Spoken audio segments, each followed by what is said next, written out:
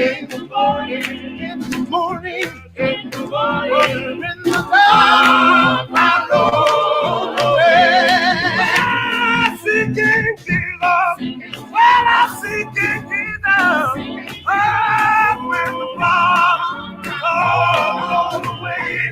I'm seeking Jesus, in the morning, when the blood goes away. I'll be shouting in the morning, when the sun goes away. Well, I'll be shouting in the morning, when the sun goes away. I'm gonna see my love in the morning, when the sun goes away. I'll see my love in the morning, when the dark rolls away. I'll be singing in the morning, when the dark rolls away. I'll be singing in the morning, when the dark rolls away. Every day will be Sunday, when the dark rolls away. Every day will be Sunday, when the dark rolls away.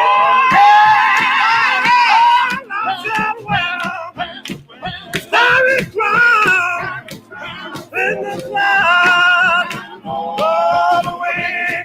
When I swear, a starry cloud, when the dark rolls away.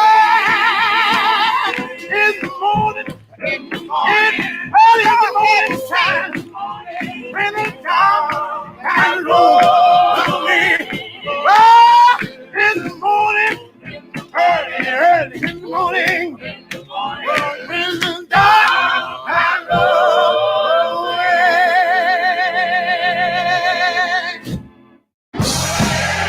Well, Jesus on the main line, tell him what you want. Well, I got Jesus on the main line, tell him what you want. Well, I got Jesus on the main line, tell him what you want. Well, you gotta call him up and tell him what you want. I said, got Jesus on the main line, tell him what you want. Well, I got Jesus on the main line, tell him what you want. Well, I got Jesus on the main line, tell him what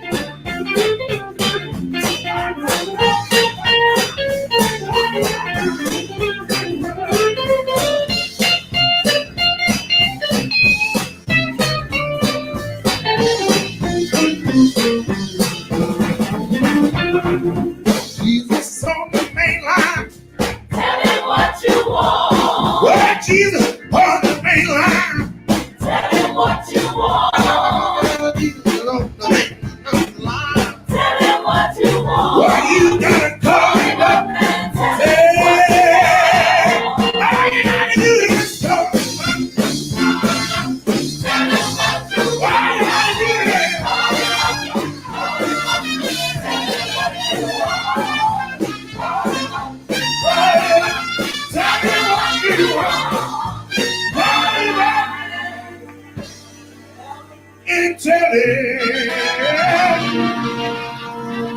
What am I now? Tell the Lord. Tell the Lord. See, in the midnight hour when things get a little hard, you know what I do? I used to call my mama. See, my mama ain't good enough. Say yes. Every now and then you call the preacher, but the preacher just ain't good enough. Say, oh! I dialed the number 1-800-Jesus. Then that number, they said that number was disconnected. So I dialed 1-800-888-GOD. I know that number. I know Jesus' number is never disconnected. I know God's phone is never off the hook. And when I call God, I don't have to leave a message. So I call him up. Say, call him up. Call him up. Text him. And tell him what you want. Yeah.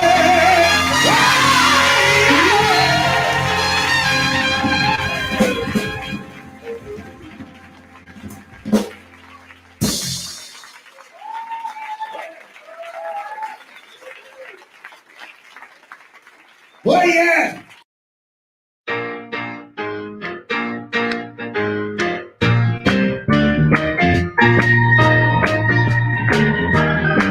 I gave my word. Gave my mother my word. All right, be at the great coronation. That's gonna be held in the hand of my word. They've got my word. I told I'd meet them in that city. Belmont Square. There's a great celebration coming up, filled with joy and gladness. The special guest attending will be all the children of the Lord. I've got a standing invitation along with all the saints from every nation to be there. Be there. Be there. Be there. To be there when they cry.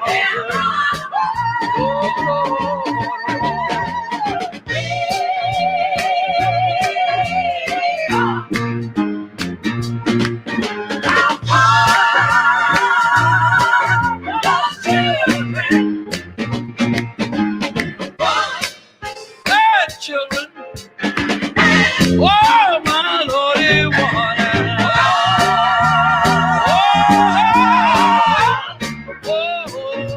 Lord, we are on our way to that great coronation.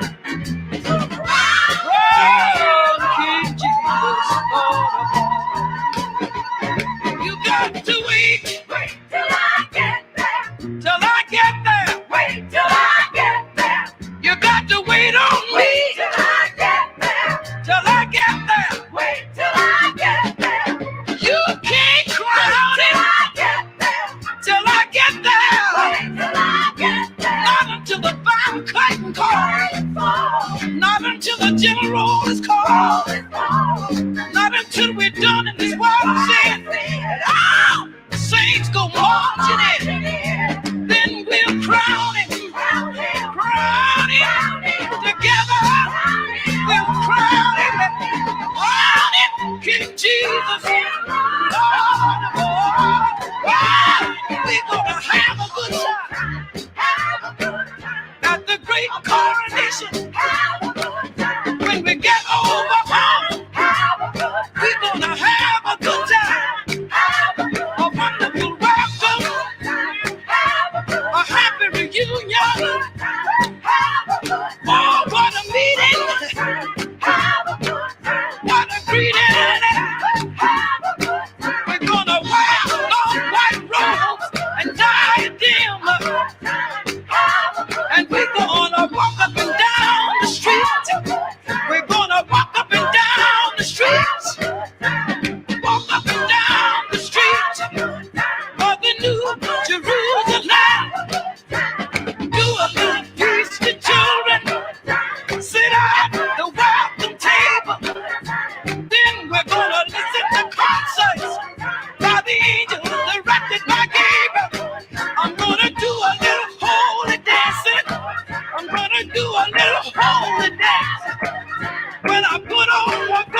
about you, and I'm gonna shout around heaven, and I'm gonna tell you when I meet them, when I meet them in that city. Yeah, he gave a word,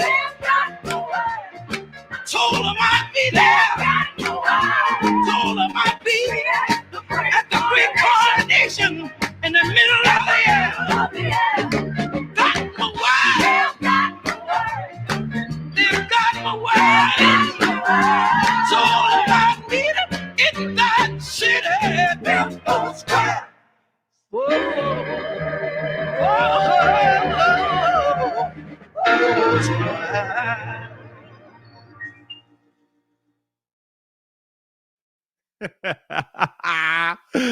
How about that? Yo, I love it. I love that song so much. That song peels paint.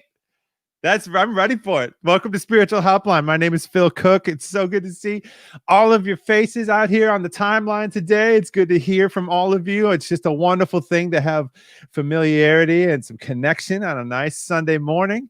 I hope it's a great. We're in September. We're in September, y'all. And we're 6 months into some business right now. This is great. I have a really runny nose, so today I'm going to be blowing my nose about every 35 seconds. I know you all are cool with that because you're just kind of used to me and how I roll. But I just want to say hey to everybody that's listening right now. All my friends joining me from all the corners of the country and across the pond. And speaking of that, I got to say today is just a special, special, special day. I have a dear friend of mine that's going to be joining me for the show today. And he lives in the Netherlands. He's a good friend of mine. I first met him when I was on tour, and he eventually became a booking agent for me in my European travels. But beyond that, he and I have grown to be tight brothers, and I consider him family. And one of my favorite things to do is just talk about music with the man and just sit back and kick it. So that's what we're going to do today, just like we would do in his living room. His name is Bas Flesseman. I'm going to play a track. Bas designed a killer playlist today. We'll see how much we get through with it. But for now, I'm going to play a song that he and I both connected first on. Today, you are going to hear songs that are going to branch beyond and to the other side of the coin from a lot of the gospel that I play on here. Today we're going to hear a lot of R&B, we're going to hear some blues, we're going to hear some jazz, we're going to hear all kinds of things, some really good soul. More than anything, we're going to hear some great singers today. We're going to hear some great guitar players today, great drummers, we're going to hear some great swing. We're going to hear all the things that I love when I listen to music, when the groove is right, when the mood is right, and when the singer just hits that exact thing that just hits you right in the center of your core, and you feel seen, and you feel loved, and you feel known, and you feel like everything is right in the universe for 3 minutes. You know, that's what we're going to try and touch on today. We're going to talk about a lot of things. So we're going to kick right off. This is a song by Little Walter. This is called Sad Hours. When that song is finished, Bas Flesseman is going to be joining us. All right. Thank you all for tuning in today. This is Sad Hours by Little Walter. Hope you enjoy.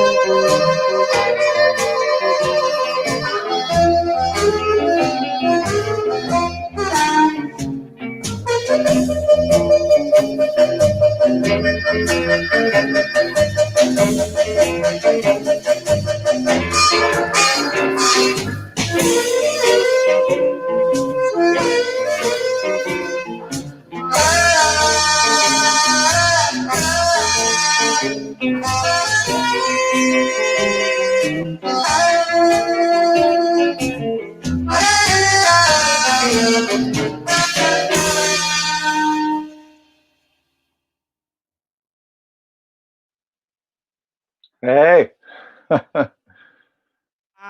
What's up, my brother? I'm good. How are you, Phil? It's good to see you. You know what? I just knew we talked like what last week. We had like a just Yeah. a good. Sometimes um, I just feel like there's some friends that you don't talk to for 5 minutes on the phone. It's never a 5 minute phone call, and there's some Oh, friends. It's just we're strapped in. We're going all the way, aren't we? And we had that last week. And immediately after that phone call, I was like, this is, yeah, we got to just keep going on this. Let's just keep going, yeah. man. Bring it on. Bring it on. Bring it on, boss. I'm Boss, ready. Boss, I wanted to just introduce you to everybody on the show and just say, for those that might not know you, you and I have been friends for over 10 years now, which we realize, Right. which is great. We have got a long history together. You are not only my booking agent and and all those things, but way beyond that, have become family to me. And not only that, but we just connect on. There's so much music that you and I just connect on. And you have introduced me to some of my favorite music that I've loved in the last 10 years. And I Oh, thought, even within just I don't know, just within the spheres, we both are heads. We both have huge like collections, and we just both just love to talk. We both love liner notes. We both love to get deep into what makes a record, what makes a groove, what makes a song, what makes a vibe. yeah. And so that's great. So, but one of the things that people should know about you is that, that you run a booking agency based out of Amsterdam that's called Belmont Bookings. You book all kinds of different bands. You've gotten recently into some management stuff. If you want to talk a little bit about what you do and Sure. yeah. Sure. Yeah. So I'm based in actually I live in Haarlem, which is the little town near Amsterdam that Haarlem, New York was named after, and Mhm. my office is in Amsterdam, like you said. And this year, October 1st, it will be 20 years of Belmont Bookings. 20 years, and yeah, still chugging on. And I must say 20 years, but this is definitely the hardest year ever, as people can imagine, with live music. And it's quite a bitch. But excuse me, American beep. But it's a tough one. But we're still going strong, and yeah, looking forward to bringing bands over. Hopefully next year, when touring is allowed again. But yeah, 20 years in the music business as owner of Belmont Bookings. And yeah, I work with a great range of artists, like yourself, Phil. Phil Cook is one of the bands on my European roster, but I also work with the tallest man on earth, Daniel Norgan, Strand of Oaks, a new Canadian artist, Dana Gavansky, Courtney Marie Andrews. Yeah, Mhm. a great range of artists that I love. And basically, the main rule is I only work with music that I really like. And it's not about just making quick money or whatever. It's building a long-term relationship, and yeah, and developing an audience for the artists. And yeah, since 4 years, I've also been managing Damien Jurado, Mhm. from Seattle. And yeah, I love doing both of that. And yeah, that's about it. I mean, that's a lot, boss. Also, it's no small amount, my man. So, I mean, we've seen each other in all kinds of ways. You also are a talent buyer, so you put on shows for Sure. big artists like Bon Iver when they come through Yeah. Amsterdam. You do promotion. That also is something that happens. So you're involved with all these other parts of the music industry. All these parts of the business. Like the other side from the stage, but an important thing that like sets you apart from a lot of other agents and talent buyers is that you're a player, and you spent your formative years Yeah. gigging and playing and touring, and you've been to the States to play. You've been around and done that, so you carry that with you wherever you go. I know, I love that about you, and it's rare to find that in an agent that knows the stage intimately and knows what that's like, you know. So so I think it's something that I would be just good to start on is how do we meet? Let's talk about that real quick. Let's talk about our first meeting. I think that was in Amsterdam when you played with Megaphone, your band Megaphone, and I'm not sure the exact year. I should have looked it up, but it was in Amsterdam when you guys played a small venue called Bitterzoet. Yeah. And I really loved it. Like in the moment I was listening to your album then at the time, Gather Form and Fly, I was just blown away by the mix of styles, and I could immediately hear there was a lot of blues in there. My personal background is I fell in love with music in the deepest way when I discovered the blues, and I heard that in Megaphone as well, and I was like, wow, these guys mixed blues with singer-songwriter stuff and gospel and rock, and I was like, whoa. So then we started working together. I think at the time I was just promoting your show in the Netherlands, and there was another agent involved. And I saw the show. I really loved it, and I literally fell in love with you guys as musicians, with you and with Brad, your brother, and Joe. And it was like, wow, this is a band for me, and I would love to work together. And yeah, I think we already started talking about music then. And I remember you guys at a part of the show where you just walked into the crowd and everybody was like, what the hell is this? That was really good. And oh yeah. Yeah. Oh, the old days, man. I remember that so well. Just break the fourth wall and just walk right under the crowd and just break that fourth wall. I think that was I remember that really well back then.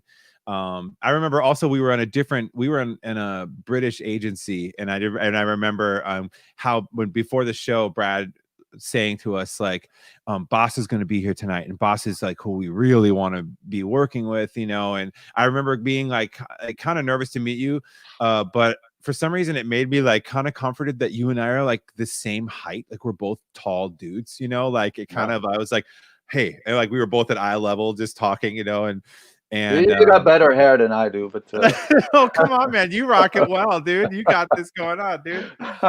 It's good. You know, we'll see how long it all lasts, right? It's all it's just a long hill. You know.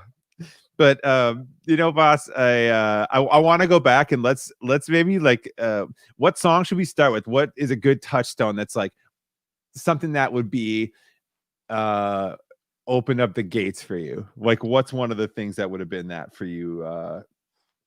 Well, you mean open up the gates as far as song. What should we open with? What do you want to play right now? I love to hear that Bobby Bland song that's on the list. That's one of my I'm Not Ashamed absolute favorite songs. I think he's one of the best singers ever that sang blues, soul, and he in his later years he turned a bit slick, and but even then he was fabulous. But this is probably the best thing I've ever heard. So hit it. Let's rock with it, my man. All right. I'm not ashamed 'cause you saw me cry. I'm not angry 'cause I caught you lying. Oh, baby, no matter what you do, I'm gonna keep on loving you. And I'm not ashamed. Oh no, I'm not ashamed. I'm not ashamed 'cause I fell on my knees and beg you, baby, to take me back, please. Whoa, oh, baby, some people call me the biggest fool in town, but I'm not ashamed. Oh no, I'm not ashamed. Although you lie, scandalize my name, but I still love you just the same. I'm not ashamed 'cause you saw me cry. I'm not angry 'cause I caught you lying. Whoa. So that would have been an early song for you, Bas. That would have been a song that would have that you discovered. And how did you receive or discover music when you were growing up in your early years in the Netherlands? Oh, sorry, my mic was off. Yeah, basically, I think the earliest influences were just whatever pop music was on the radio, and back in those days in the Netherlands, you had this TV pop show called Top Pop, and whatever was on was my earliest influence. I think one of my first 45 singles was "Everybody Was Kung Fu Fighting," but when I really started discovering music, I think when I was getting serious was when I was about probably about 9, 10 years old, and I was into the Police when they were still really an amazing reggae punk band from the UK and America. The drummer, of course, American. And one of the first shows I went to was with my father Tom, and we went to the Police play in Amsterdam. I sat most of the shows on his shoulders watching the show, and I was like really totally blown away. And actually, a few days ago, I found that particular show is on YouTube just as a sound link, and I just wanted to check. Like I was so impressed then. I thought maybe now the boss of 51 years old is just saying that's not. But I was just like, whoa, this is still so good. There was so much drive and aggression in that band at that time, and I think later on I kind of lost Sting when he was getting too famous and too I don't know, like I was never so much into that, but the Police was one of the first bands. And I guess then later on I didn't start playing until I was 18 years old. It took me a long time before I was actually at all interested in playing any music. And then I picked up the acoustic guitar, and I just started listening to blues, and I was like, whoa. And then I went in 88. Was it 88? 88. I went to Seattle for a year. I was there as an exchange student, and wow. I started playing really intensely. I was just playing for a few months, and then I started playing really intensely when I was living there, because I was quite lonely in the beginning. I didn't have many friends. I was like, when I moved to America, everything will be great. And I was there like, I didn't realize I had to be a little bit more extrovert than I was at the time. So what I did, I was playing guitar, but it was, and then I got my first electric guitars there as well. But that's when in Seattle. But my first electric guitar I bought in Seattle was a fake a Stratocaster, a Japanese Fernandez guitar, and love it. I was deeply in love with the Texas blues guitar by T-Bone Walker and the Vaughan brothers, Stevie Ray Vaughan and Jimmy Vaughan and all that stuff. But I started discovering the music as almost like as a gospel. Like I was really digging in deep all the way to the 30s and the 40s and the 50s. And I think after that, for a long time, I basically didn't want to have anything to do with anything contemporary at the time. Like I was like, oh, the blues, that's the real music. So I was quite nasty to other people who were listening to to newer stuff, and I said no. Back in the day, that was the real thing. So I remember that too. I remember that era. It's funny you say that about because for me, I also started getting into guitar when I went to an exchange, when I was an exchange student in Northern California in college, and I brought a guitar with me, like it was like a resonator body guitar, and I hadn't that was the first I really played guitar when I was like 21. And so I remember bringing the guitar with me, and it was the same reason. It was just like I didn't really know that anybody, and it was just a way for me to pass the time while I was lonely. And so that was, I mean, I relate to that, I really relate to that a lot. Also, I mean, just, there's something about when they say you get bitten by a bug, and like, and then all of a sudden you're kind of compelled, like, I have to do this now. Like, this is like, I have to, you know, find more about what's going on here. And so, you know, I always like to say things like, you know, you're in history class in school, and you're in high school, and teachers are trying to tell you that you should care about this. You should care about this because of this. You care about history. You should care about whatever. And it's really hard to get kids to like be passionate about history. But when you're compelled on your own, of your own will, when something grabs you, and then that naturally starts to happen, you realize what a gift history can be, as far as just giving you context about how bigger things are actually put together.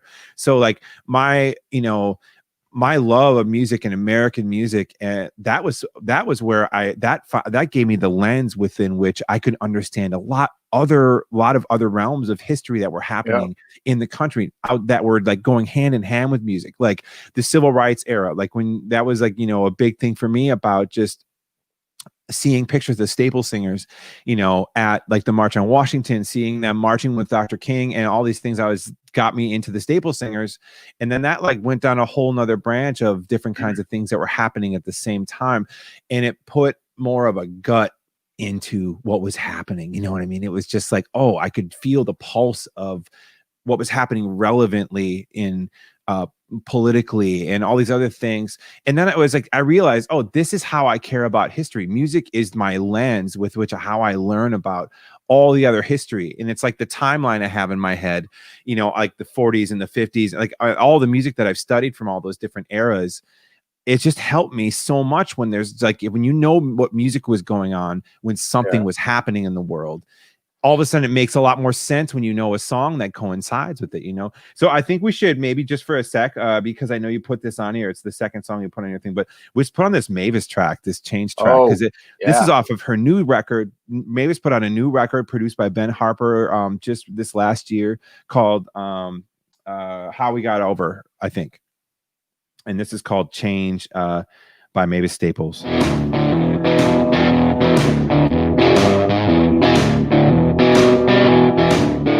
Gotta change around here. Gotta change around here. Can't go on this way. Things gotta change around here. Say it loud, say it clear. Things gonna change around here. Fingers on the trigger around here. Fingers on the trigger around here. Bullets flying, mothers crying. We gotta change around here. Get it straight. Be sure that you hear. Things gonna change around here. What good is freedom if we haven't learned to be free? What good is freedom if we haven't learned to be free? Day after day, year after year, we're gonna change around here.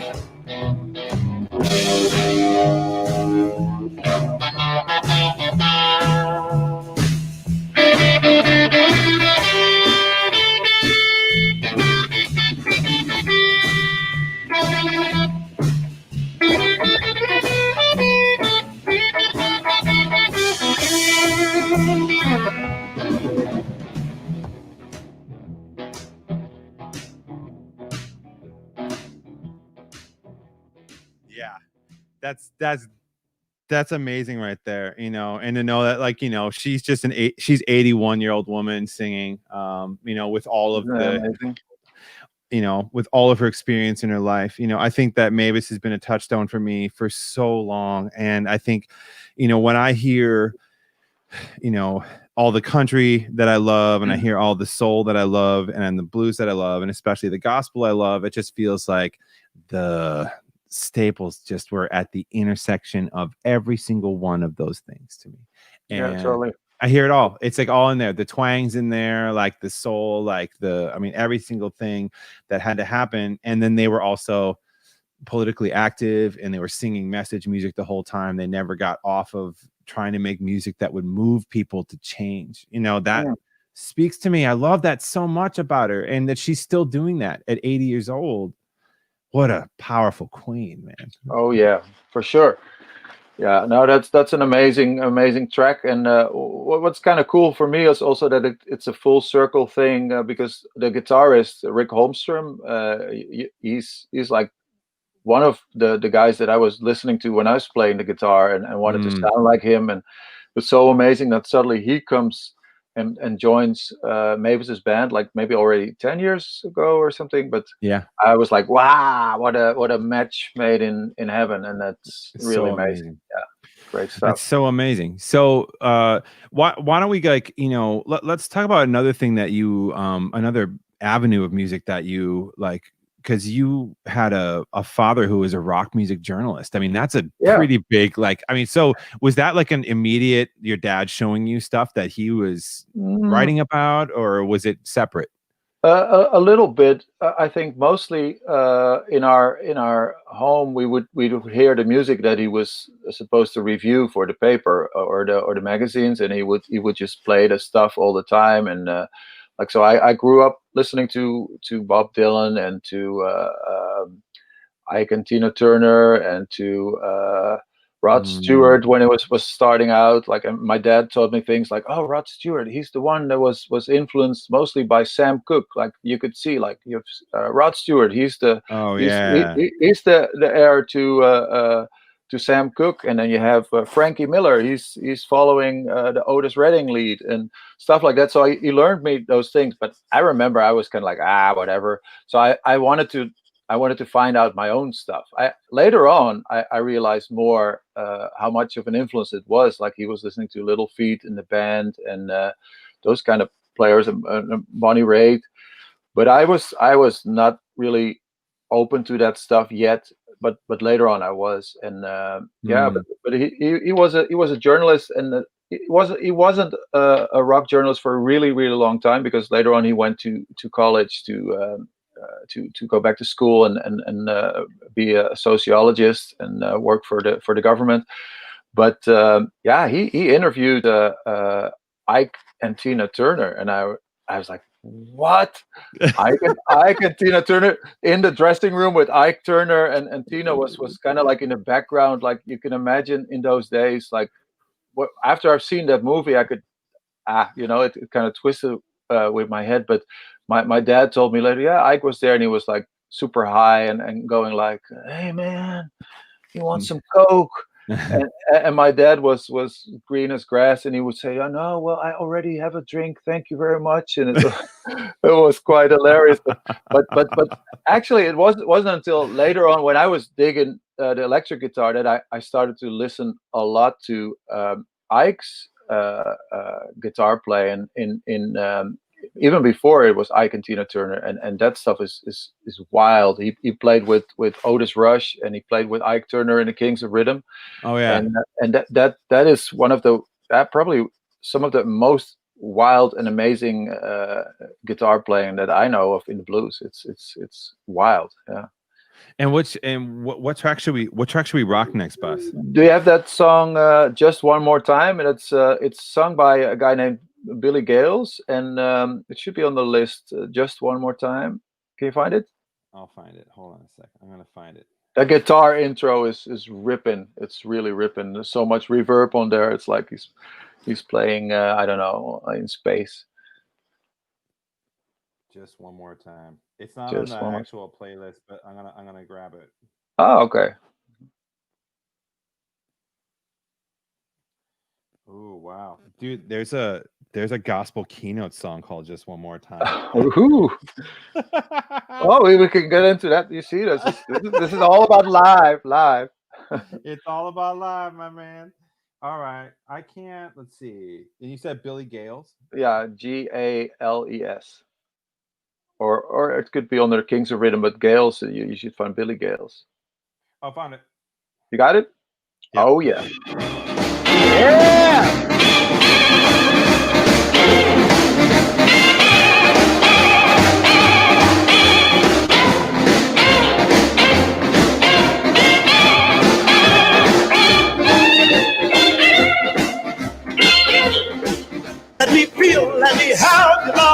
one more time. I can't get the last time, baby, off of my mind. What you do me, baby, to make me feel this way? Well, I grieve for your loving, baby, both night and day. Just a little of your love, and baby, one more time, just a little makes me feel real fine. What you do me, baby, to make me feel this way? Well, I grieve for your loving, baby, both night and day. Just one more time, one more time. Well, all I want, baby, is your love just one more time.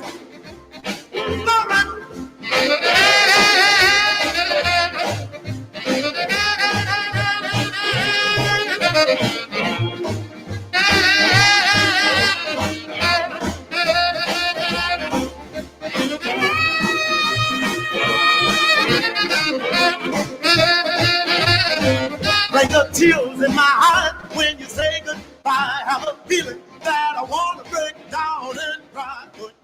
Yeah, dude. Yes.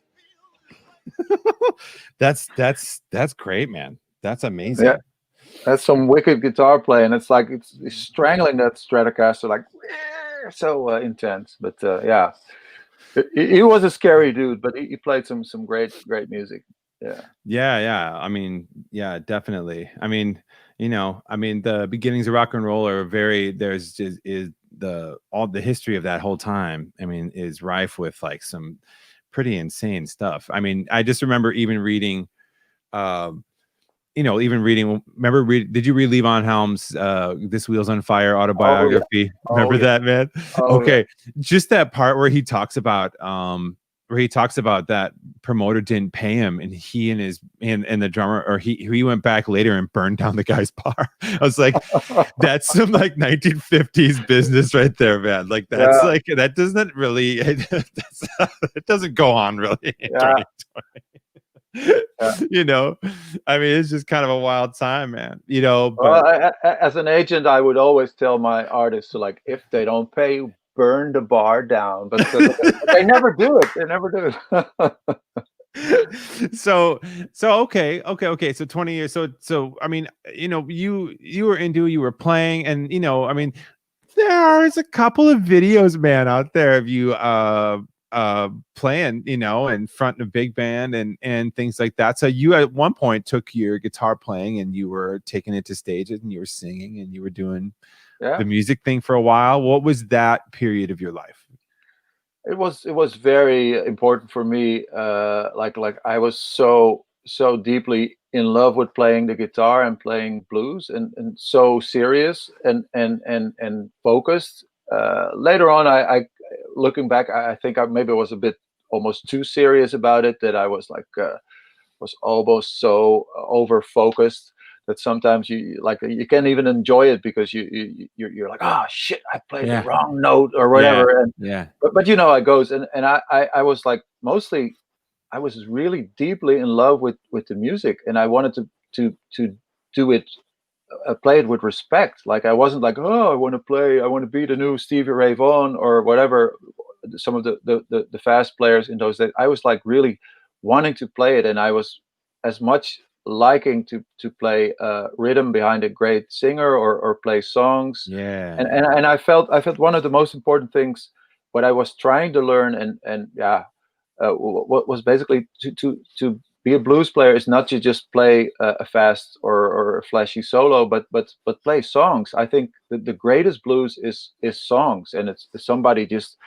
playing his heart out and singing. It's all about connecting and bringing across a message that is about a personal feeling, and that was something I was trying hard. And I had a band with 3 horns and great rhythm section, and at one point we even played in the United States when we were playing with this American singer from Portland. His name was Boyd Small, and he took us to Portland to play the Waterfront Blues Festival, and that was one of the highlights of my life. I really enjoyed it. And one of my best friends in the world, who's also listening now, John McGoodwin, he was in the crowd, and I was like, this is the moment. I'm playing here, and my brother is there, and I'm playing for an American crowd. I was so proud. I was so proud, and I really felt, like playing the blues in America, it was different than playing it in Europe. I could totally feel that American people are much more brought up with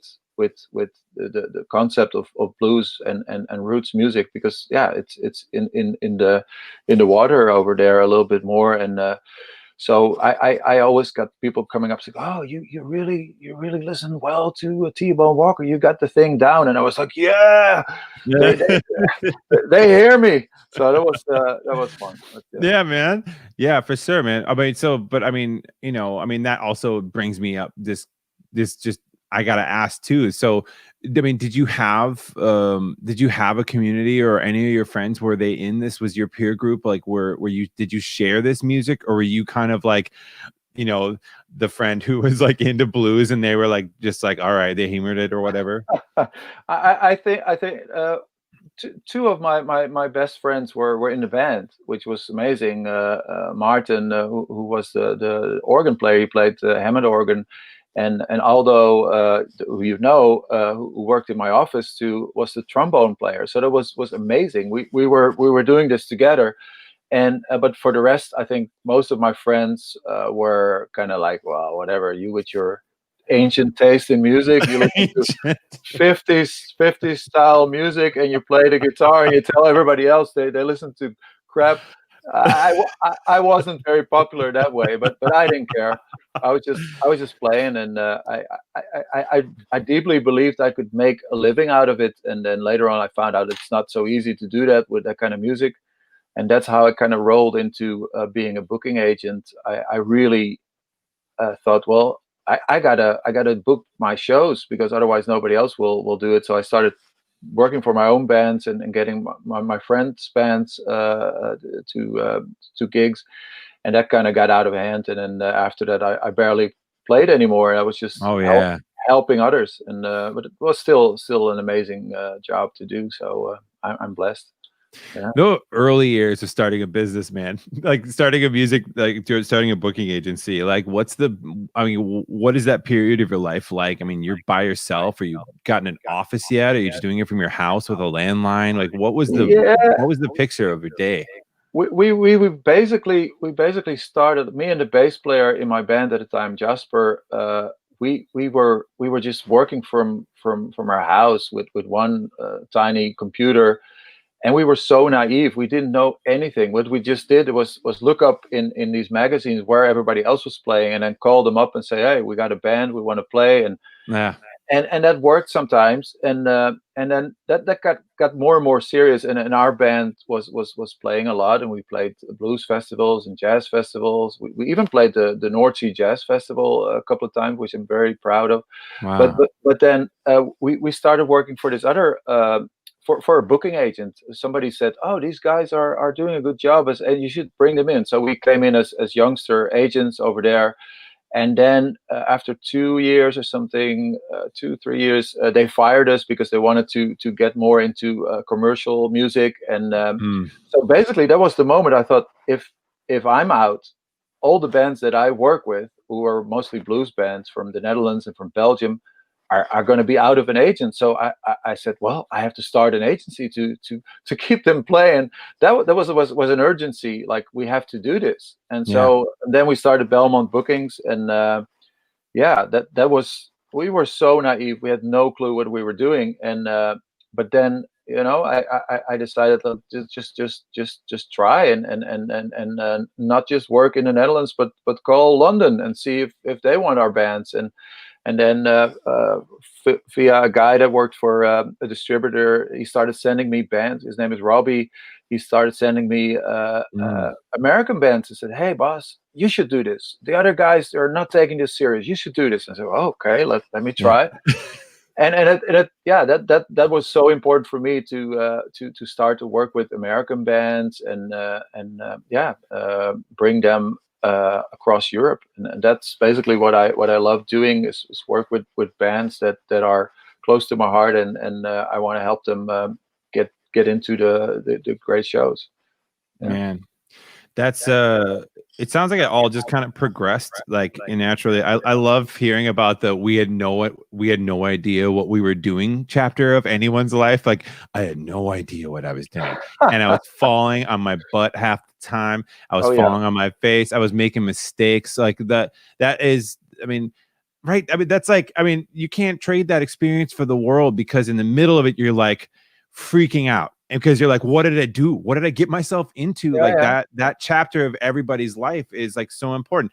And it's not like, I think that it's like a part of any journey too. It just feels like no matter starting out any kind of like an, you know, just like a new endeavor or whatever, you have to have the, what am I doing phase? You know, am I crazy? Am I going to lose it? Like what, you know, and, you know, building things with chicken wire or whatever, you know, metaphorically, you just got almost nothing going for you. But like, you know, but it's cool to like when you get those breaks, when you stick with it. And I think that sometimes it's like, I think people need to stick with something for a while, and it may take a while. I always tell people, you know, I didn't start touring till I was in my late 20s, you know, and so many bands I've met along the way were started touring in their 20s, like they started touring early. Like that's like when they just are young and had no responsibility, you know, that was a thing. But I love, part of my journey was just feeling like I just incubated for a really long time. And then the music was a little bit more developed, and I had a little bit better head on my shoulders when I hit the road.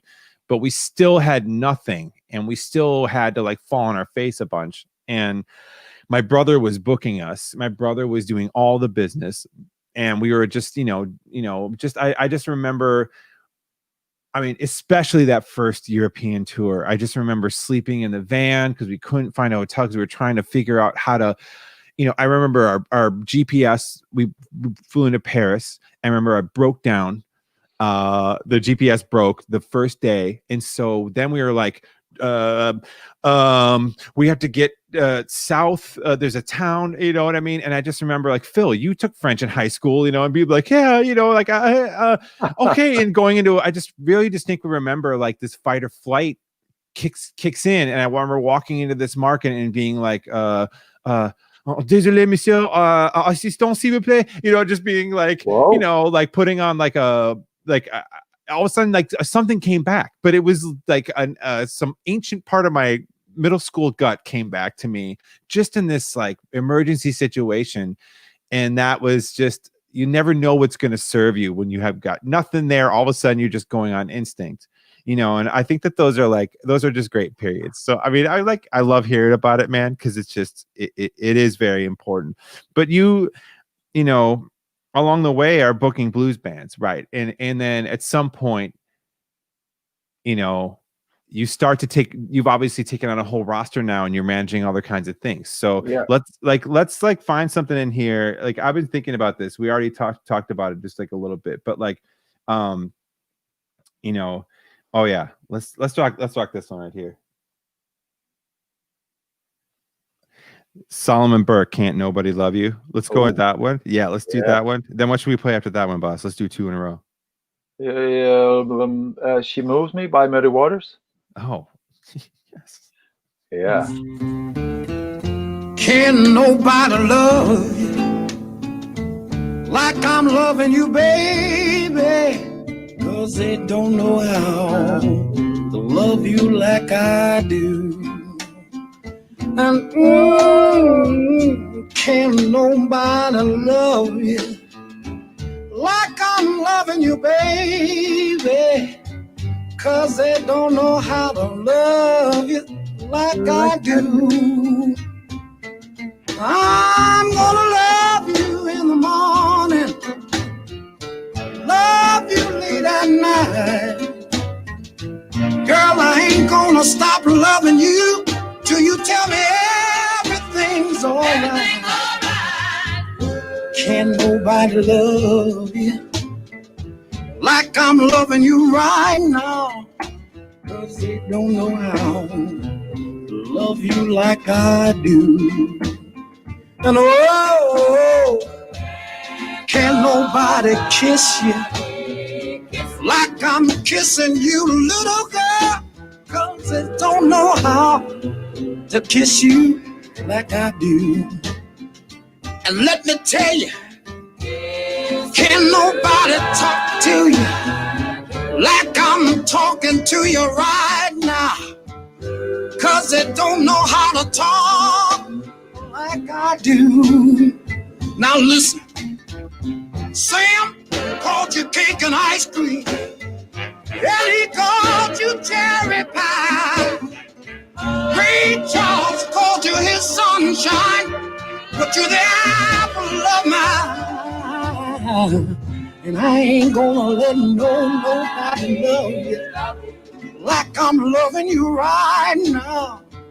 'Cause they don't know how to love you like I do.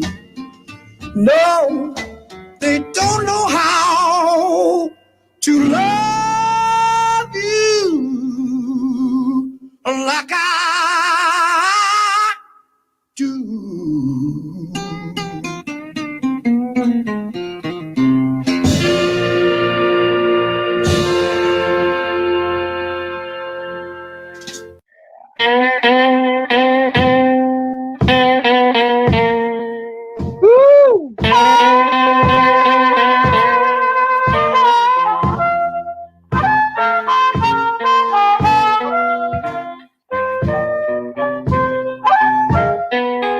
She moves me, man.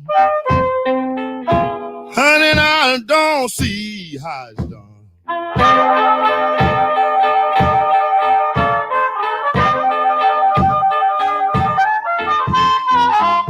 She moves me, man. Honey, and I don't see how it's done.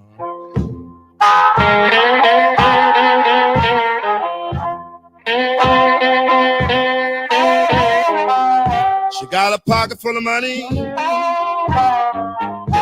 Little doll, don't try to help me.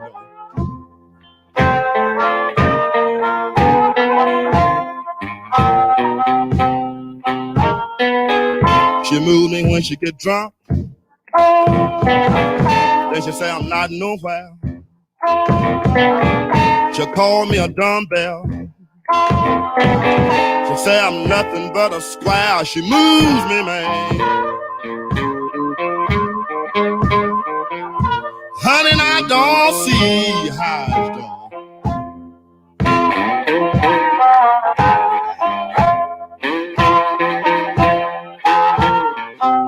She got a pocket full of money. The little girl don't try to. Well, I'm a king bee, buzzing around your eye.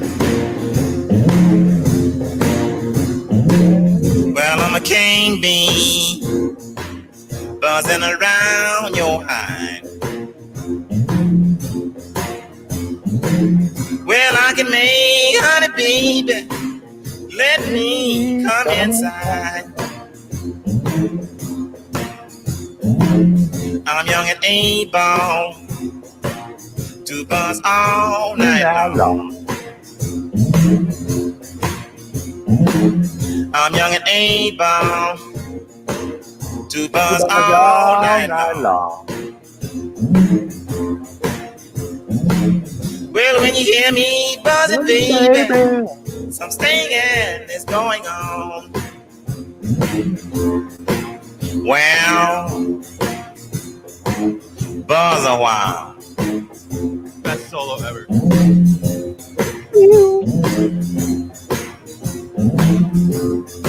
Sting it then.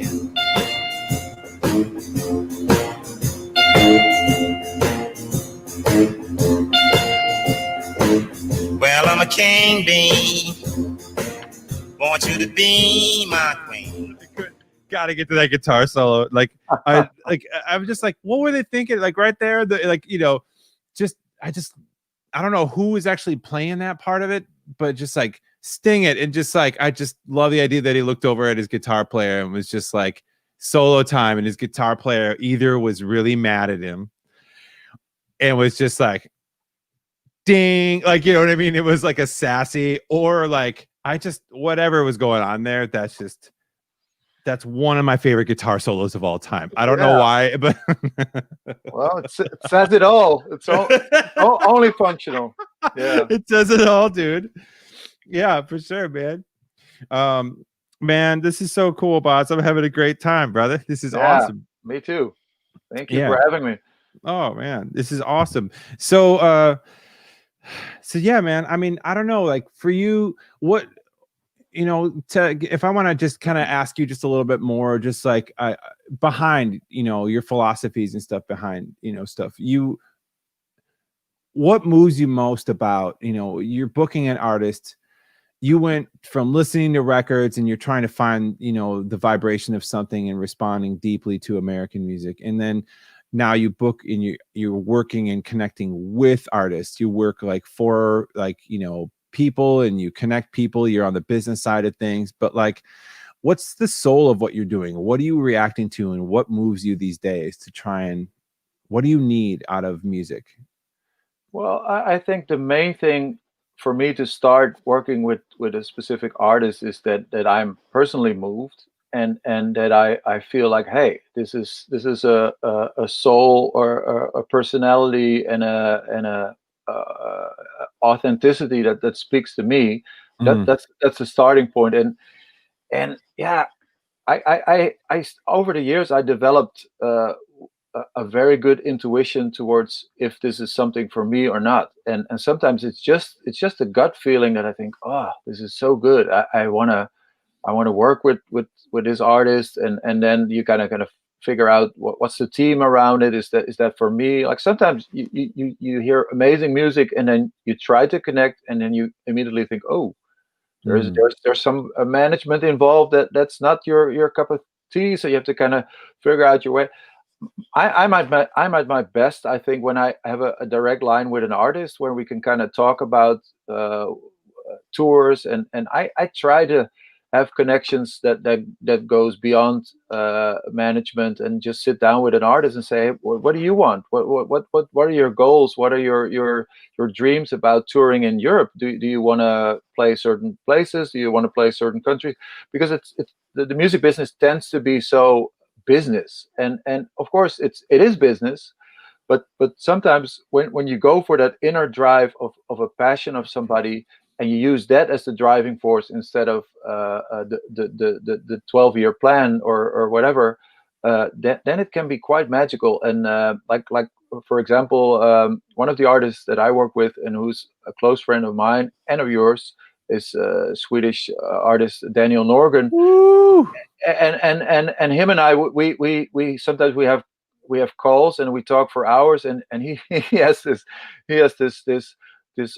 fetish almost for certain venues. He looks them up on the internet and says, Bas, I really want to play there, and can you do it? And you know, like, yeah, let's go, let's try it. And then sometimes it happens in a few years, and sometimes we just go for it and see if it. Stuff like that is so amazing, where you kind of focus on a direction and you just go for it. And I think that is what works for me. And like you said, it helps that I have been on the road. I've toured. I know what it's like to have a terrible routing in your tour. You think, oh God, I have to drive for 8 hours and play an early show and have a disco loadout. Yeah, I try to avoid that, and so I try to connect to what is the drive behind the artist. I try to make it comfortable for them. I try to make their life easy on the road, and that we're together as a team. We're getting somewhere. If that makes any sense. That's basically what I love doing. All of the sense. When I remember the tour we met you on. We were in the middle of a tour that was a nightmare logistically. I felt like we were just getting no sleep. We had like several flights that were just all over the map. Like really, I remember running in airport. Every time we were in an airport, we were running. We were just like, everything was so anxious, and like our heads were all over the place. And that changed so much, like immediately changed when we switched to Belmont, you know, and had a relationship with you, because there's nothing that American bands love that tour America a lot. There's nothing they love more than getting an itinerary for like like a Dutch, like a week in the Netherlands with 45-minute drives between the cities, sometimes like an hour, 2 hours. It's like, oh, God bless the Dutch. This is so great because it's just like, I'm so used to that climb out west where it's just like East Coast, great. You've got like these 3-4 hour drives. That's like normal. That's that you're used to just having to, like, you got to slug 4 hours in a day, get to the venue. You got that rhythm. But the further you go west, the longer those stretches get, and the longer those stretches get. Then by the time you get to California, you're doing, I remember doing like a 12-hour drive from Portland to San Francisco, doing that and playing a show, like having a show in Portland, a show in San Francisco, and we had to drive 12 hours. Whoa. You know what I mean? Like, and luckily that only happened once. That was very important. But yeah, I mean, I think that you're right. When it comes down to just like whenever I ask you about a show, you always have this reaction that's just more like, you really like you also stand in the back, you find a spot in the back. Whenever I stand next to you, we find a place to take in both the crowd, the venue, and the stage. Yeah. And you assess the whole thing. You're just like, I think the vibe, you really want, always when I ask you, you assess the vibe. The vibe was really good at this show. Like I could feel like the energy transference in the air. And it's always good. And also the other thing I appreciate about the way that you operate your business too, with Soul, is that like you are honest. Like after a show, I always feel like, yeah, okay, I'm gonna ask Bas, and I know you're gonna tell me the truth about how his show went. Like, you're gonna tell me all the points that could have been that you felt like that weren't quite clicking, and you're gonna tell me the things that really worked, and you're gonna tell whatever is going on there. And I just, I remember just feeling that. Like that part of it is a conversation, and it's a relationship you're building that's based on trust. And I remember Daniel Norgren and I speaking. We should play a Daniel song after this. That'd be great. Daniel and I speaking about that trust level that you have to have with people that you work with, that are on the business side of things, because it's so easy to get caught up with people in the business side of things that aren't going to ultimately look out they're not looking out for your butt. They're looking out for their own. And so anyway, we're going to pay tribute to a few things. I know that at some point in time, you took on another agent at Belmont named Bob Van Her. Oh, yes. Yeah, he was very influential for me, Bob. When he joined, basically I was still pretty much focused on blues and Americana type of music, and Bob came in, and actually Bob was a promoter in the south of the Netherlands, and I would book shows in the venue that he's working at, and at a certain point I said, hey, and he was super young, I think it was like 21 or something, 22, and I said, we have these great conversations. Why don't you join my company and come work for me? And he said, no, I could never do this. And I said, but you know music. You're honest about music. We have these ideas. You add something to what I'm doing, so why not just give it a try? That took me about 3 years to get him over to come to the big city and work for me. But basically, he introduced me to a lot of music that I wasn't aware of because of my big blues obsession. I knew everything about the 50s and the 40s and the 30s and the 60s and even the 70s, but I didn't know much about anything after. And so Bob introduced me to a lot of music that I wasn't aware of. But there was something about for the first time hearing Jason Molina, Songs Ohio, Magnolia Electric Company, Damien Jurado, artists like that. For the first time, I felt like, whoa, there's an identity and a deep feeling in there that even though it's totally different music, that reaches the same Bas as the blues reached. And that's great. And it opened up so many doors when I heard new music, and I felt like, oh, okay, I can do this. This is me. So and that was very liberating. I wasn't just stuck to a genre where I sometimes had a hard time finding things that really sparked me or I could get going. And when I opened up this whole new box of amazing musical connections, then yeah, it was much more progressive for me to develop the company and my own identity as an agent. Yeah. Let's go to a couple of artists that you work with, because I mean, Damien's a friend of ours, and we'll play something by Daniel Norgren too. I think this first song that you ever heard of Daniel's that really like spoke to you is called "Whatever Turns You On." Yep. And I think that we're gonna hear, listeners will hear in this, you may be familiar with this song, but this is a song by Damien Jurado. It's called "The Museum of Flight." I'm glad you put this one on there, man, because this is one of my favorite Damien Jurado songs too, and you'll hear that soul we're talking about, that identity in his voice. It's just very deep. Yeah, here we go.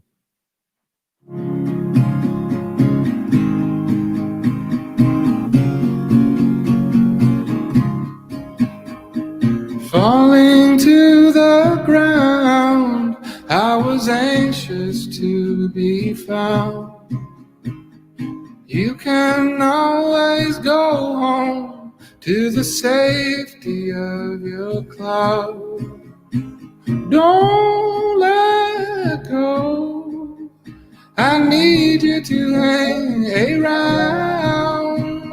I'm so broke and foolishly in love. I turn around to love revealing.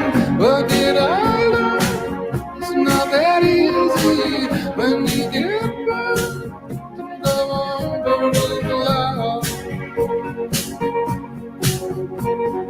Falling into sound. Yes, I'd love to be back. One day we will go home to the safety of our cloud. Don't let go. I need you to hang around.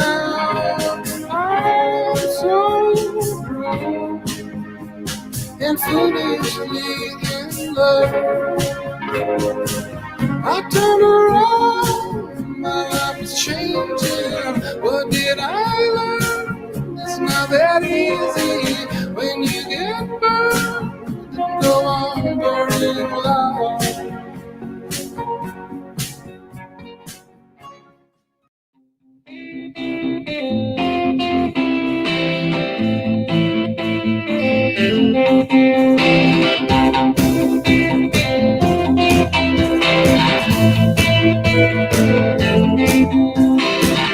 Whatever turns you on, I'm going where you're going.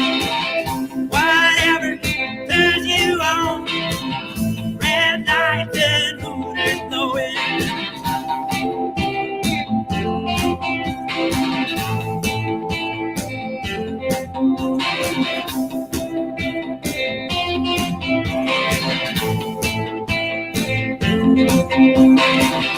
I'm right when you ride, I'm crash when you crash, I'm burn when you burn, in the mind and in the flesh. Hey!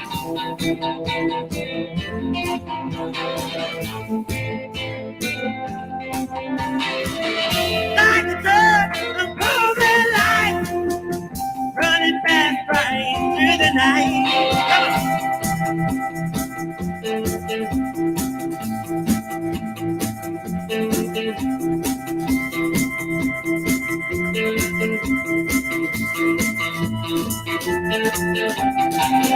Whatever turns you on, I'm going where you're going.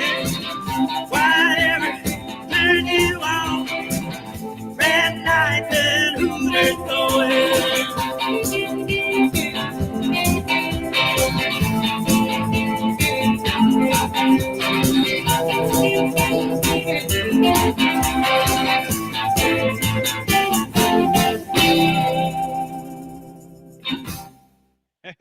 Hey, all right. Well, I mean, what else do you want, man? I mean, that's amazing. What that man does, I think, is one of the most compelling things.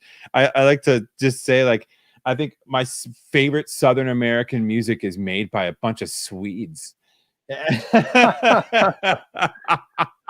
Well, yeah, it's mind blowing. It's yeah. How does that work? That's one of the magical things about music, that it travels, and like somewhere in Sweden somebody picks up the American roots music and starts playing it, and it in a few years later it comes out like this, and it travels. Then he travels to America. Isn't that amazing? Like, it's It's so amazing. quite Yeah, cool. it's so amazing. Hey, our friend Crystal says, hey. Yeah. Hey, Crystal Hey, says, Crystal. hey, can we get full Boss spiritual Helpline playlist to get us through 2020? Oh, yes, my sister. Of course you can. I'm gonna put a link to it in the let's see. I think I can actually find it here. Let's see if I can't just get that. Oh, I see. Yeah. All right, we're gonna put that link up there, Crystal. We're gonna find that link for you, and it's gonna be great. I'm gonna put it in the. You don't mind, of course, do you, Boss? No. Share the hell out of it. Share, yeah. It's good music. Hey, Crystal, there you go. You just go ahead.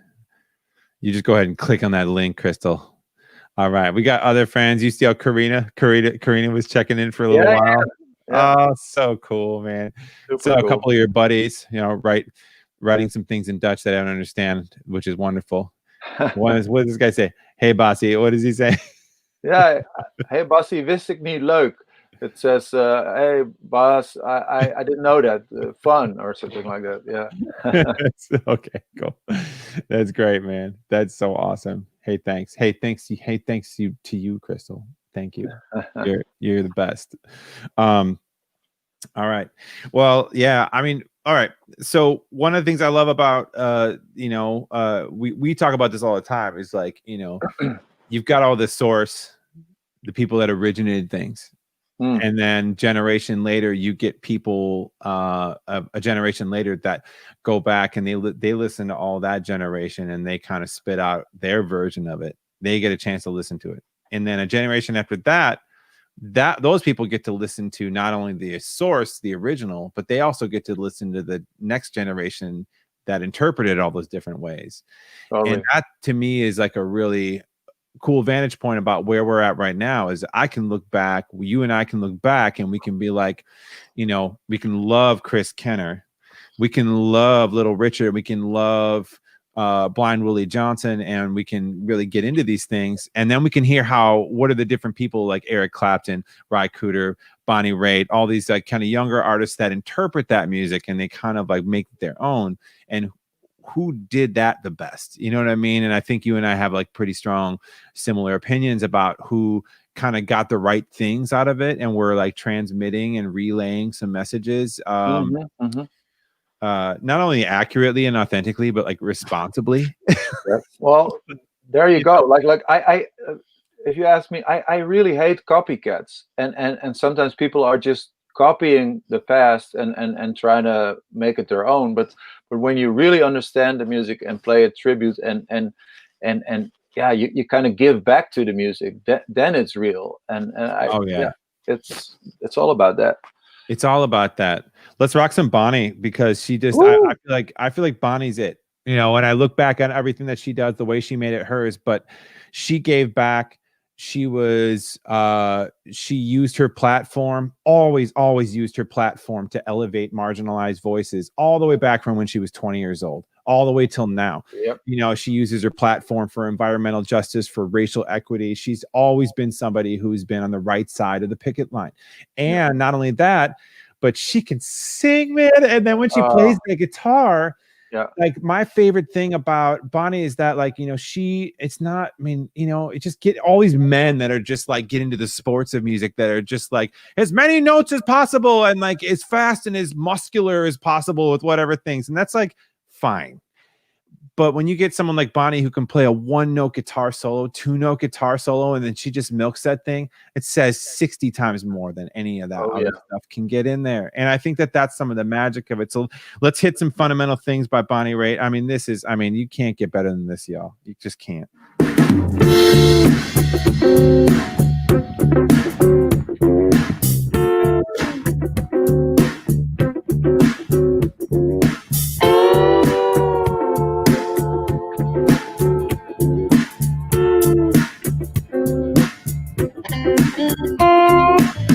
Let's run naked through the city streets. We're all victims of captivity. Wear our madness like a crucifix.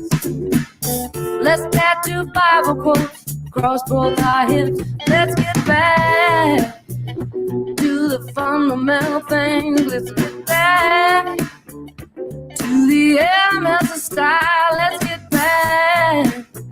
Simple skin on skin. Let's get back, to the fundamental things. Let's dance barefoot over broken glass. Slither like a snake does through the wet, cold grass. Howl and tremble in a sleepless grind. Let's do the brain drain, leave it all behind. Let's get back to the fundamental things. Let's get back to the elements of style. Let's get back to simple skin on skin. Let's get back, to the fundamental things. You can sit in your room and worry. You can contemplate the end. Burn down the house behind you. Run bare ass through the streets again. Let's get back.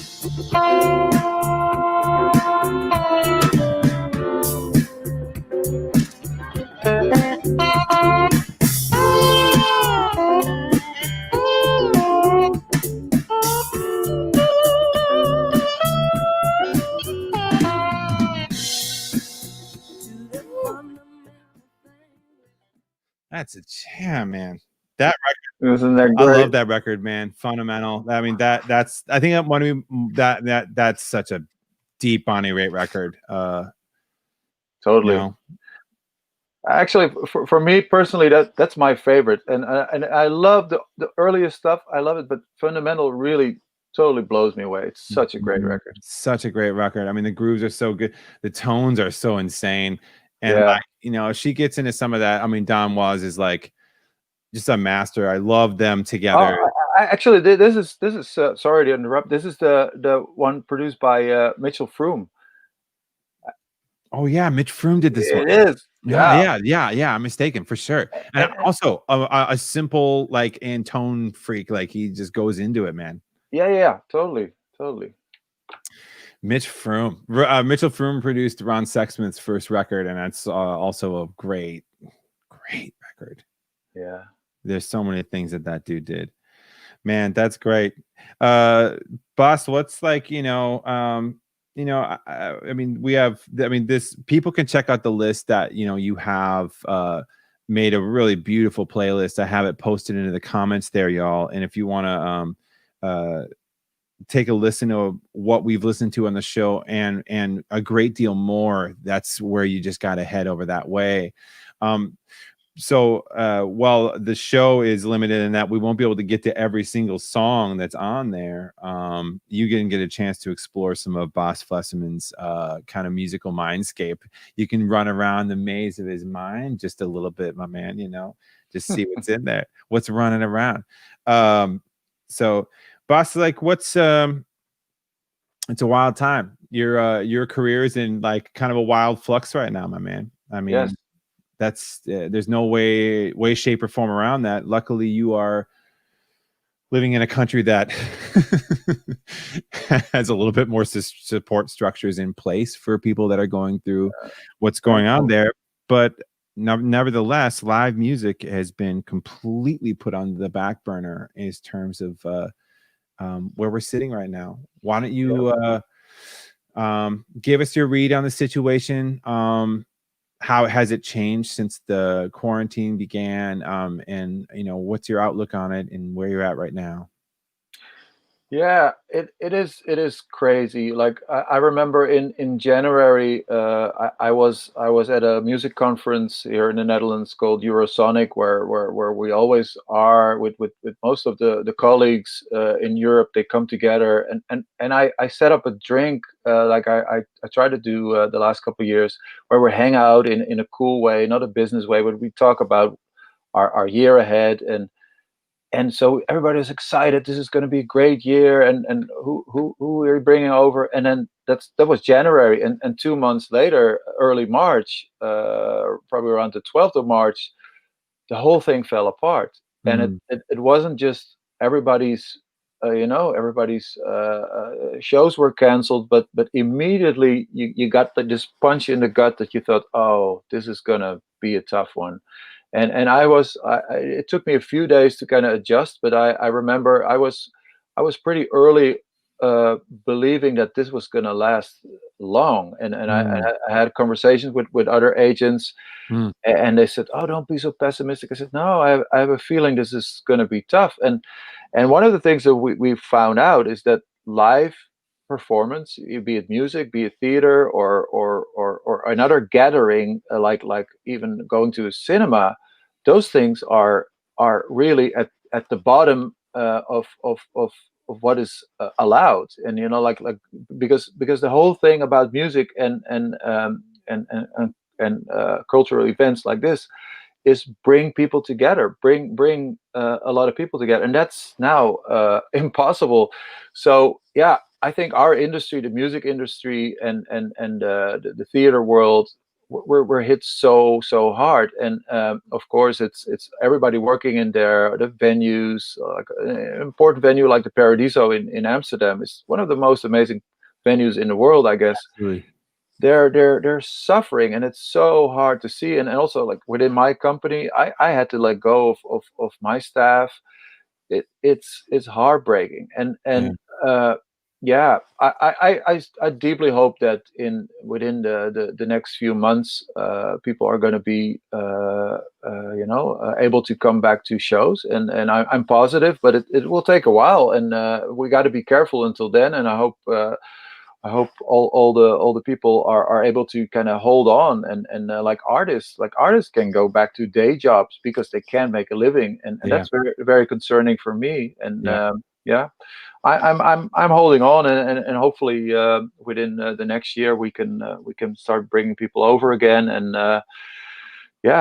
do what we love to do, and bring great music to people that want to just get together and get behind it and enjoy. I think it's just as important as breathing and eating and sleeping is to see people play music and be together.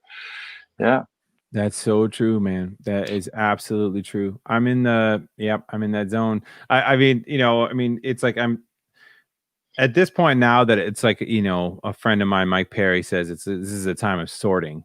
And I think that's a really good way to sum up like that personally, publicly, like, in every way, it's a time of sorting, and we're there, so for me, I mean, I really miss just being able to go, just I was just thinking the other day, I'm like, when am I going to see you, like actually hang out with you again? And it's strange to not know. It's strange to not know when I'm going to be able to go down the Voorstraat to the good old Village Coffee and hang out with Leonard and Angelo and my friends there, and see my friend Martijn and Helderman and all my good buds over in Netherlands someday.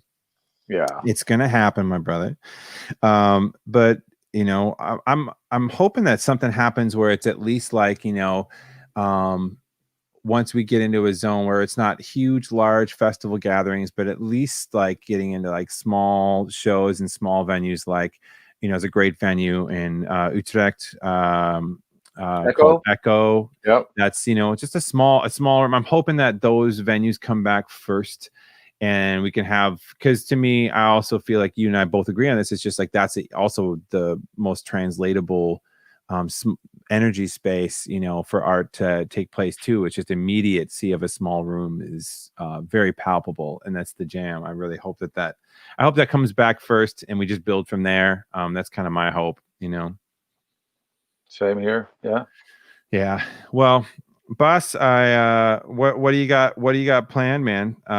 What do you got on the docket? You got, you know, you got some trips coming up. You got anything that you're going to try and accomplish before 2020 is out? Now that you're kind of hunkered down at home with your 2 kids and.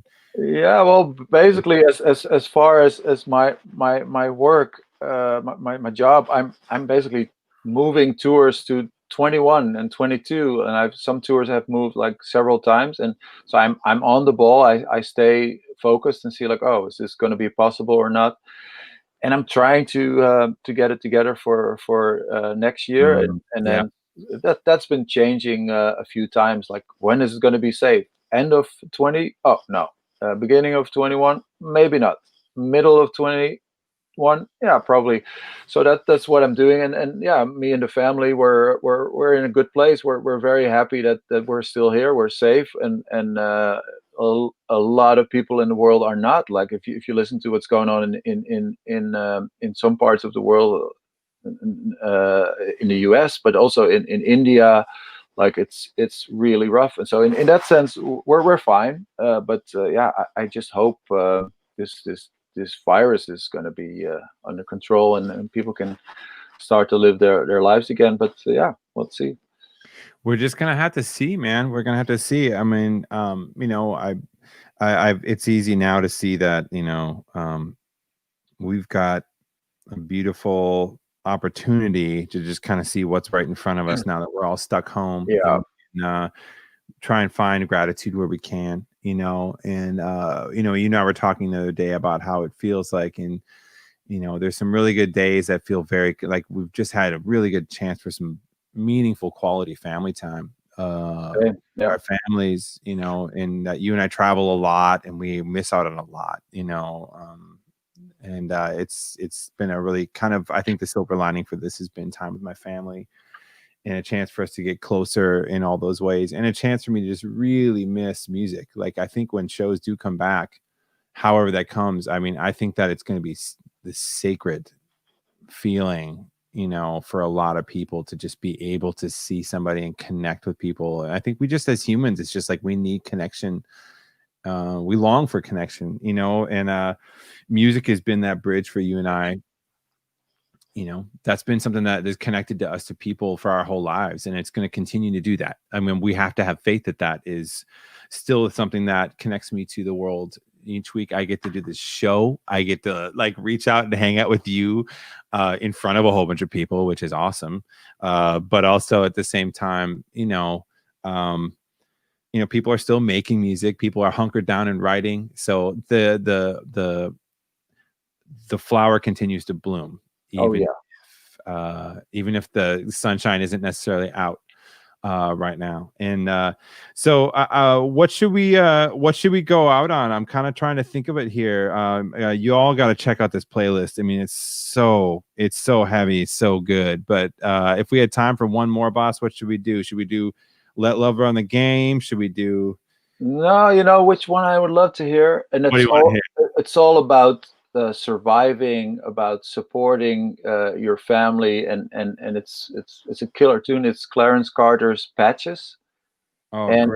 And it's kind of like right on the edge between soul and gospel music. And I first got to know this song by when it was performed by an artist called Lonesome Bob. And I brought him over, and he introduced me to this song, and then I started digging, and I found the original version of Clarence Carter, and it's an insane song. I think it's perfect for this show. My guest today has been Bas Flesseman. Bas owns Belmont Bookings in the Netherlands, and I'll put that website up real quick. Y'all can take a look at where Bas is at. You can find things there.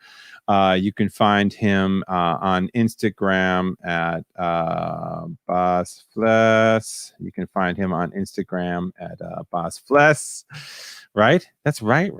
Yeah, actually, I've been on an Instagram diet, so I'm still there, but I barely post. But I might after this show now. maybe just save one, man. Yeah, Yeah. get to that. Anything, any other things that you want to plug, or just kind of get out there before? Just No, no, I'm good. I'm so happy we got to do this. This is Yeah, this is a lot of fun, and I was like so excited to see some of the messages from friends, and it's like wow, like it's really cool. I want to say hi to John and Rashida in Seattle, who are or Tacoma, who are really close friends, and everybody that's been listening. I've been really enjoying this. So yeah, thank you, Phil. It was great. I My love you. man, I love you. I love you, boss. Always. Yeah, Barney's Stumbling Jack says second Barney's Revenge, of course. Yeah. Oh man, we forgot to play some of your music. Oh, dude, we're gonna figure that out next time you're on the show, bro. No, you can't get out of it, man. I'm playing it, dude. I'd love to be back sometime. Thank you. I love it. I love it. I love it. All right. Thanks, y'all. This is Patches by Clarence Carter. I want to thank my guest, Bas Flesseman. Bas, we'll see you again down the road, my man. I was born and raised down in Alabama on a farm way back up in the woods. I was so ragged that folks used to call me Patches. Papa used to tease me about it. Of course, deep down inside, he was hurt because he'd done all he could. My papa was a great old man.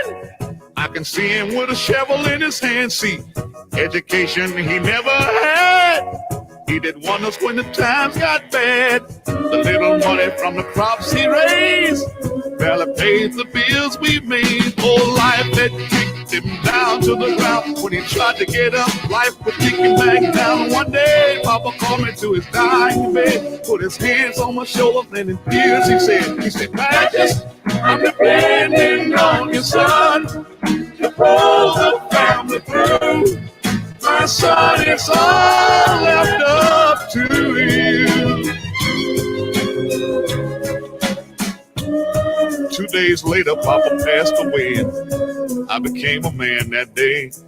So I told Mama I was gonna quit school, but she said that was Daddy's strictest rule. So every morning before I went to school, I fed the chickens and I chopped wood too. Sometimes I felt that I couldn't go on. I wanted to leave, just run away from home. But I would remember what my daddy said, with tears in his eyes on his dying bed. He said, Patches, I'm depending on you, son. I tried to do my best. It's up to you to do the rest. Then one day a strong rain came and washed all the crops away. And at the age of 13, I thought I was carrying the weight of the whole world on my shoulders. And you know, Mama knew what I was going through, cause every day I had to work the fields, cause that's the only way we got our meals. See, I was the oldest of the family, and everybody else depended on me. Every night I heard my mama pray, Lord, give him strength to make another day. So years have passed and all the kids are grown. They just took Mama to a brand new home. Lord knows, people, I shed in tears, but my daddy's voice kept me through the years, saying, Patches, I'm dependent on you, son, to pull the family through. My son, it's all left up to you. Oh, I can still hear Papa's voice say, Patches, I'm dependent on you, son. I've tried to do my best. It's up to you to do the rest. I can still hear Papa when he said, Patches, I'm dependent on you, son. To pull the family through. My son is all. What a great show. Just wanted to say that was so fun, man. I love having my friends on, especially having my good dear family, Bas Flesseman, on. Great to connect across the pond and realize that we're tied together by all of this, as all of us are. We're all tied together right now. I absolutely just want to say it's a joy for me to do this show. I thank y'all for rolling with like the all the parts that just make this what it is. You know, this show is sometimes it's an hour, sometimes it's 2 hours. You know, sometimes it starts 20 minutes late. Sometimes it's just, you know, it's all over the place. But I mean, I appreciate. I appreciate y'all so much, man. It is, you know, it's metaphorical. I mean, people have to deal with this all the time. But I want to thank Bas Flesseman for joining me on the show. Any of you that are watching, I want to remind you that this is Spiritual Helpline. My name is Phil Cook. And I have a couple of things I actually wanted to share with y'all. These Spiritual Helpline mugs are actually easily gotten. There's a link right down here called merch.ambientinks.com. And if you go to their store, there's a Phil Cook page. We not only have these Spiritual Helpline mugs, which are made out of metal, but we also have these t-shirts that are super rad. I don't have one right now. I have a Nathaniel Raitt shirt on because that's my good brother right there today, but I'll find one of those. But there's a cool shirt on there, Spiritual Helpline. I wanted to tell you all that there's a way for you to get in touch with me. If you want to send an email about the show, just go ahead and send an email to spiritualhelplinerecords@gmail.com. You can send anything in there.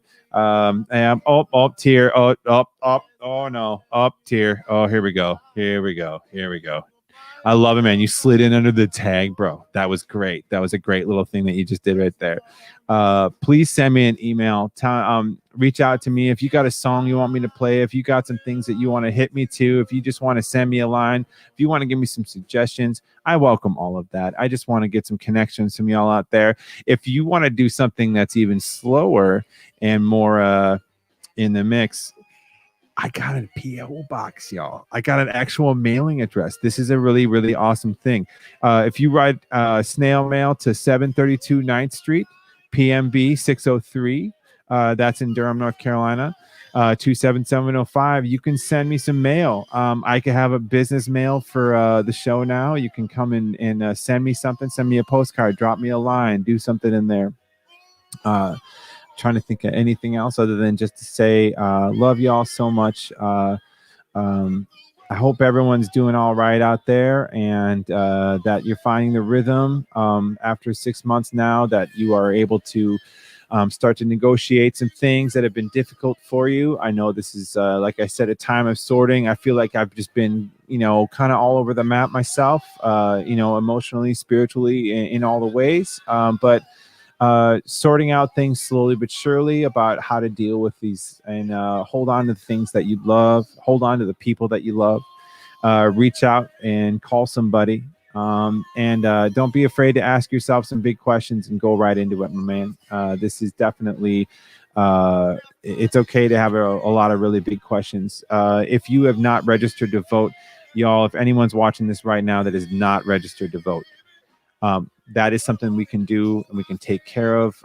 Please find a way to do that for yourself. Find out where your polling places are. These are things that are very knowable right now. There are many people that have made it as easy as possible for you to find out how you're registered, if you're registered, where to go, and exactly how to do what you're supposed to do. Every vote needs to count. This November, most important election of our lives, and you all know it. Absolutely, 100%. My name is Phil Cook. This has been Spiritual Helpline. And I just want to say thank you all so